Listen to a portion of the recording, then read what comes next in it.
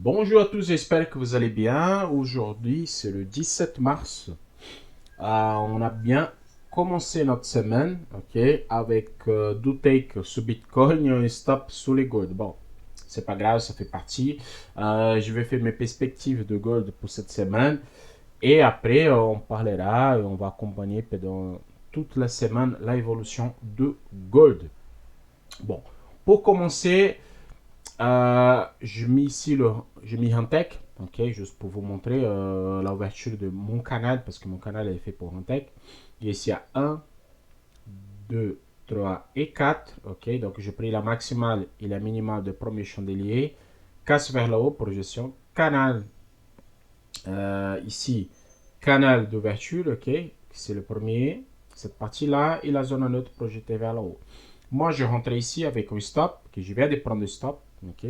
Par contre, moi, je veux vous dire une chose, je ne vais pas rentrer en bail. Ok. Je ne suis pas plutôt rentrer en bail, je n'ai pas envie de faire le bail à ce moment-là. Je vais passer sur TradingView sur la même analyse, comme ça, vous voyez mieux. Ok. Je n'ai pas envie de faire cette bail-là. Je suis sur un record historique. Ok, je suis sur un record historique, même si c'est à la méthode, il faut rentrer. Hein. Moi, je vous dis, il faut rentrer. C'est ça qu'il faut faire. Ok, vous rentrez en position, vous prenez un stop, vous tournez la main. C'est ça la règle de base. Par contre, moi, j'ai pas envie de le faire.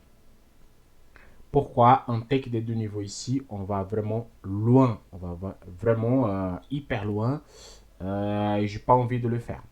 Je vais copier celui-là. Attends, 30 secondes. Je fais ça.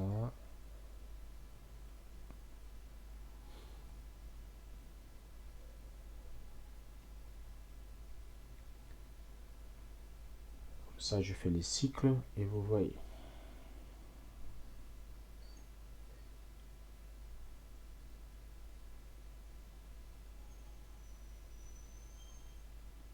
Ok, mon cycle initial de gold, il était là, ok, à cause de la casse. Mais ça n'a pas passé. Ça arrive. Et maintenant, si on take des deux niveaux, il peut y aller, oui. Il y a vraiment une grosse probabilité qu'il va. Mais pour moi, on take des deux niveaux. À ce moment-là, s'il va, il va vraiment plus loin, plus loin, plus haut. Okay, il va vraiment sur une nouvelle de record ou sur la zone de 3050 dollars. Comme vraiment, j'ai pas la confiance là-dessus, je suis pas 100% sûr. Donc, moi, qu'est-ce que je fais? Je pars en position. Je n'ai pas tourné la main, j'ai encaissé mon stop. Ok, je sais que les stops font partie du marché. Donc, j'ai encaissé mon stop. Je suis positif quand même. J'ai fait deux positions sur le Bitcoin et ça a super bien passé. Je laisse. Par contre, s'il vient, il casse vers le bas ici. Moi, je veux les vendre. Cette selle, j'ai trop envie de le faire. Ok, parce que je ne sais pas si celui-là, c'est la minimale de la semaine ou s'il casse vers le bas, celui-là, c'est la maximale de la semaine. Ok, pourquoi je dis ça? À cause de graphique hebdomadaire. Ok, ok, juste pour que vous compreniez. Ouverture, il avait nous testé que c'était la casse.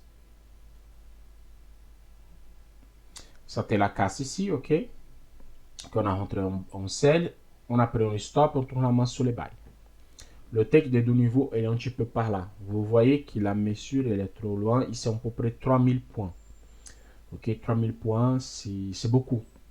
Donc, moi, je préfère attendre un peu. S'il recasse ici vers le bas, je préfère faire une vente.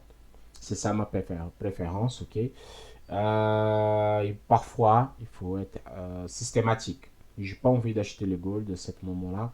Donc, je ne vais pas acheter. Je peux faire une erreur, oui, je peux le faire. Mais je n'ai pas envie de le faire, donc je ne vais pas le vendre, l'acheter à ce moment-là. Mais, bien évidemment, je ne vais pas acheter ici. Ne faites pas ça. C'est pas un achat ici. L'achat est ici plus bas, ok? Et n'anticipez pas les ventes. Non, pardon. Il ne faut pas les vendre ici. Il faut les vendre plus bas. Il ne faut pas anticiper les ventes ici parce que pour partir, il fait un take des deux niveaux à haut et après vous prenez des stops bêtement. Attendez. Faites votre planning. Ok. Là, si vous n'avez pas vendu ici, vous pouvez acheter là avec un take des niveaux. Ok. Ça dépend de votre graphique, ça dépend de votre analyse, ça dépend de votre broker. vous pouvez les faire. Par contre, dans ce cas de ma analyse à moi, je ne rentre pas en position. Je n'ai pas envie d'acheter à ce niveau-là. Ok? Si on avait cassé cette zone-là, oui. Mais là où nous sommes maintenant, j'ai pas envie. Le Nasdaq. Le Nasdaq, je fais déjà les canaux d'ouverture et la zone neutre. Euh, je fais déjà les canaux, ok. Le canal, il est là, il a travaillé toute la nuit. Et là, maintenant, il a cassé vers le haut, donc je fais ma position. Canal d'ouverture, zone neutre de Nasdaq. Maintenant, on attend avec patience pour rentrer en position. S'il rentre là, bien évidemment, on peut faire un comblement de gap parce qu'un gap à combler ici, si je ne me trompe pas. Oui, il y a un gap à combler, ok. Donc, pour la semaine dernière, pour ceux qui ont rentré là, non, là non, pour ceux qui ont rentré ici, on a fait un take de 1 et on a fait un take de 2 le vendredi, on a clôturé notre position, oui. Et pour ceux qui ont rentré le vendredi, c'est la même chose, on a fait le take, on est tranquille. Donc là, c'est une nouvelle semaine, il y a cette gap à combler, on casse vers là-haut, elle est très favorable à ce comblement de gap, vraiment, elle était favorable pour ça, on casse ici, hop, pour rentrer position en encaisse. Je vais voir sur les graphiques hebdomadaires, qu'est-ce qu'elle me réserve. La question qu'on a dépassé notre zone de 20 800 et maintenant on est plus bas. Moi, je compte le Nasdaq sur la zone de 18 400, vraiment.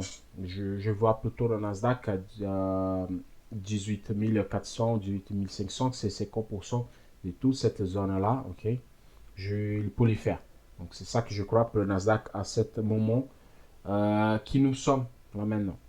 Attends, je vais voir ici si j'ai une projection que je peux cloner. Oui.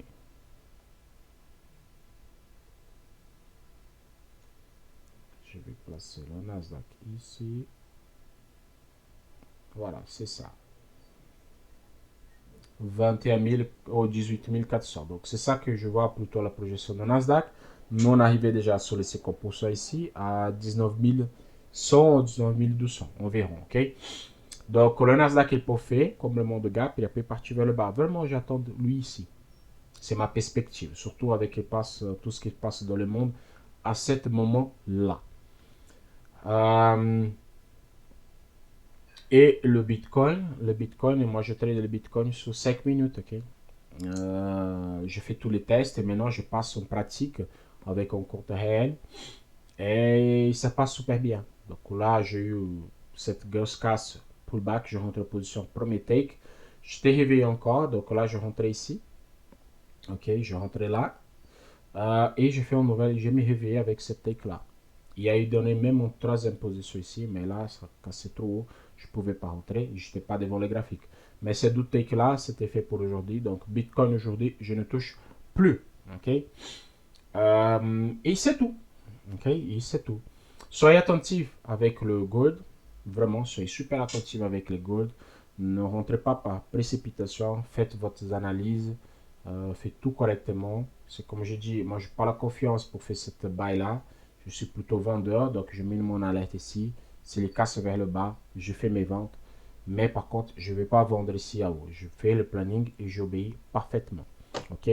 Donc, je souhaite à tous un excellent semaine de trading. On se voit ce soir pour de nouvelles aventures. À la prochaine.